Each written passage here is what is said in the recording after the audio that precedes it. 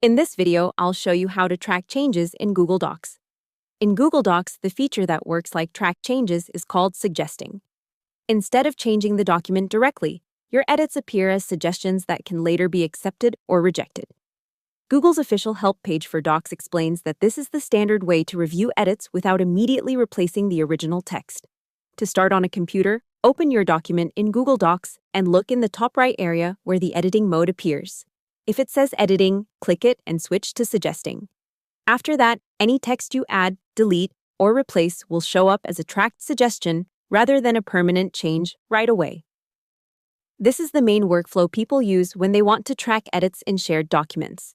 Now begin editing the document as normal.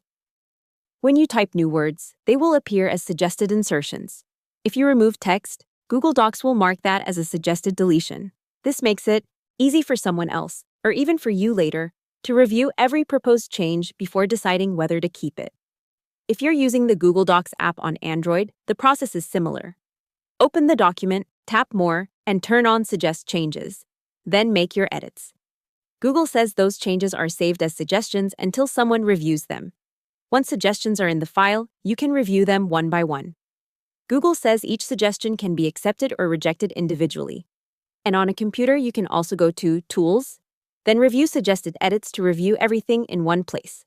There, you can preview how the document looks with or without the proposed edits, and you can also choose Accept All or Reject All if you want to handle everything at once. If you also want to see who changed what over time, Google Docs gives you version history. From version history, you can check older versions of the file and keep track of who made changes. That is useful when you want a broader edit. History, while suggesting, is better for reviewing exact line-by-line edits inside the document itself. So the full process is simple. Open the document, switch from editing to suggesting, make your changes, and then review, accept, or reject the suggestions when you're ready. That is how to track changes in Google Docs. Hope the tutorial was helpful. Subscribe to my channel and see you in the next video.